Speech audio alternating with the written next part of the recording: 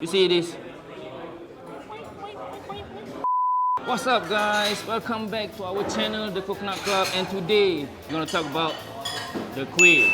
Alright? So we got 3 kuihs today. Number 1 is the Kuih Bingkah, and then we followed by the Kuih Ko Sui. Lastly, my favorite, the Kuih Salat. Question is, why these 3 kuih?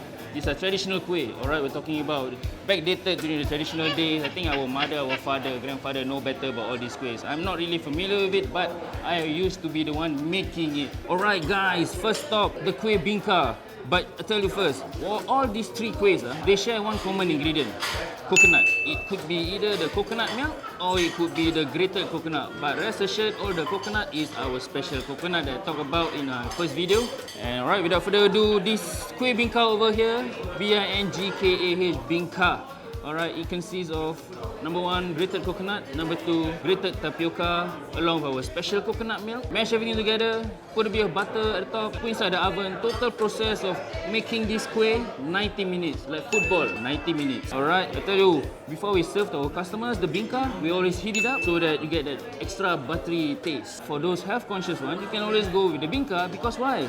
It's less sweet. I'm not saying it's not sweet at all, it's less sweet. Alright, and then the texture of the bingkah itself, you know when you get those, it's very chewy, and the taste of the coconut and the tapioca just blends together with that buttery taste. Like, power lah guys. It's beautiful. Number 2 on the list, we got the Kuih Ko Sui. Kuih Ko Sui, if many of you are not familiar with it, I would say the closest texture you can compare to would be the mochi, Japanese mochi, that pointy one. You see this? Alright, and then the coconut, the grated coconut, same thing, like our old coconut that we use from Malaysia, that's the one. And what makes it so special is that the gula Melaka that we use for our Ko Sui and our cendol comes from a family in Melaka that produces only gula Melaka, and they only sell it to us. Because why? We have good relationship with them, good relationship, good friendship with the owners and the family in Melaka, very tight, and we made a deal, only sell it to us. The best gula Melaka in Singapore you can get couldn't even compare to the ones that we use for our Ko Sui and our cendol. Alright, but I tell you, this one is sweet, but won't be sweet until you get diabetes lah, of course.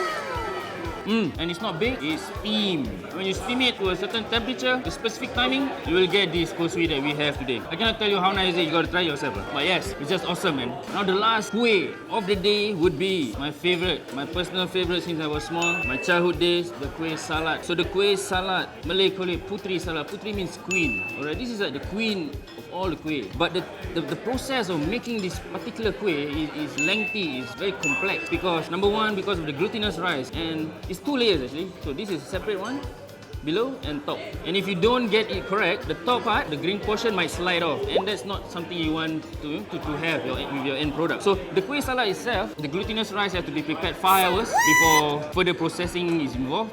And then the blue color, that's not artificial color guys. Let me remind you that this is from blue pea flour. We soak the blue pea flour and then we obtain the colors, and that's when we use it for Kuih Salat. The top part, not safe for diabetic people definitely.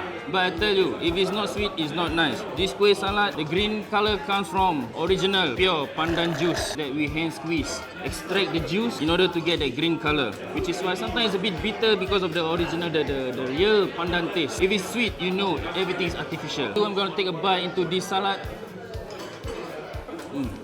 If you look at it, the top portion of it is almost smooth. There's not much indentation to it.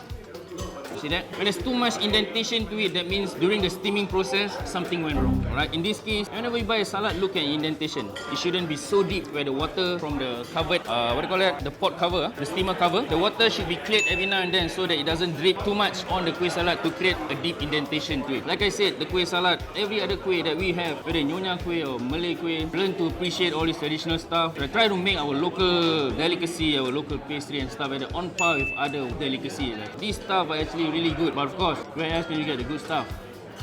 Only at the Coconut Club, man. Okay, we've talked about all the kuih we have, but of course, you see there's no salad on my plate. It's gone in my mouth, down to the tummy. Too nice, guys. Okay, so we've talked everything about the kuih we have, and remember, if you want to go for something that's buttery and savory, go for the bingkah. If you want to go for the mochi taste, like, you know, the Japanese texture, the mochi thing, go for the Ko Sui. Oops, yes, the Ko Sui. Alright, toing. Sorry, I was in my own world. But yes, thank you once again guys for joining us today for our second video, and hopefully you guys stay tuned for the next upcoming videos. And if you have anything to say, remember to leave your comments below. If you like, don't forget to subscribe. Simple as that.